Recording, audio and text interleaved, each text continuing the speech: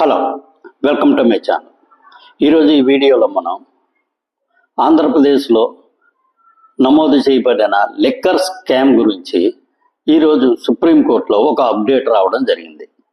అసలు ఈ సుప్రీంకోర్టులో ఏమని పిటిషన్ వేశారు, ఎవరు వేశారు, దీనికి సంబంధించిన పూర్వాపరాలు ఏమిటనేది ఈ వీడియోలో మనం తెలుసుకుందాం.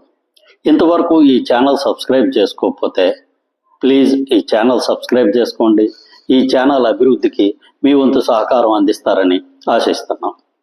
ఇక విషయంలోకి వెళ్తే, ఇంతకుముందు ఏసీబీ కోర్టులోని ఈ లిక్కర్ కేసులో నిందితులుగా ఉన్నటువంటి ముగ్గురు వ్యక్తులు, ఒకరు కృష్ణమోహన్ రెడ్డి గారు, రెండవ వారు ధనంజయ రెడ్డి గారు, మూడవ వారు బాలాజీ గోవిందప్ప గారు, వీళ్ళ ముగ్గురికి డిఫాల్ట్ బెయిల్ లభించడం జరిగింది.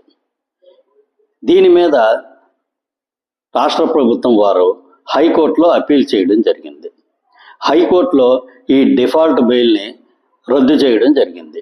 దీనితో ఈ ముగ్గురు నిందితులు సుప్రీంకోర్టులో హైకోర్టు ఇచ్చిన తీర్పు మీద అప్పీల్కి వెళ్ళడం జరిగింది.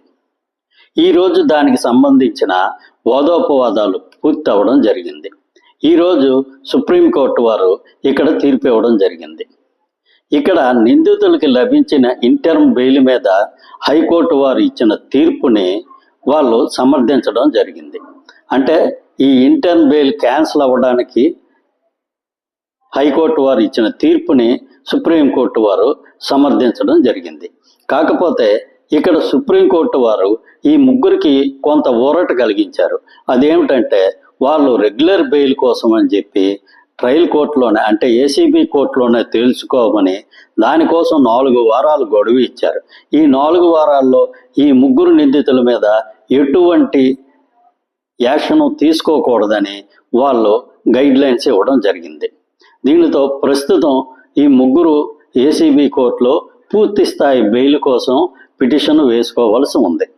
ఈ పిటిషన్లో ఏసీబీ కోర్టు వారు వాదోపవాదాలు చేసి విచారించి దీంట్లో ఏ విధమైన తీర్పు వస్తుంది అనే దాని మీద వీళ్ళ ముగ్గురు భవిష్యత్తు అనేది ఆధారపడే అవకాశం ఉంది. కాకపోతే ఈ లిక్కర్ కేసులో చాలా వరకు అరెస్ట్ అవుతూనే ఉన్నారు, ప్రస్తుతం జైల్లోనే ఉన్నారు. కానీ వీళ్ళ ముగ్గురికి మాత్రం డిఫాల్ట్ బెయిల్ రావడం జరిగింది. ఈ డిఫాల్ట్ బెయిల్ని మరి ఇది కంటిన్యూ అవుతారా ఈ బెయిల్ మీద, లేదంటే వాళ్ళకి పూర్తి స్థాయిలో బెయిల్ లభిస్తుందా, లేదంటే ఏ బెయిల్ లభించక వాళ్ళు తిరిగి అరెస్ట్ కావడం జరుగుతుందా అనేది 4 వారాల తర్వాతే మనకి తెలుస్తుంది. Thank you. ఈ వీడియో నచ్చినట్లయితే ఈ ఛానల్ సబ్స్క్రైబ్ చేసుకోండి. Thank you very much.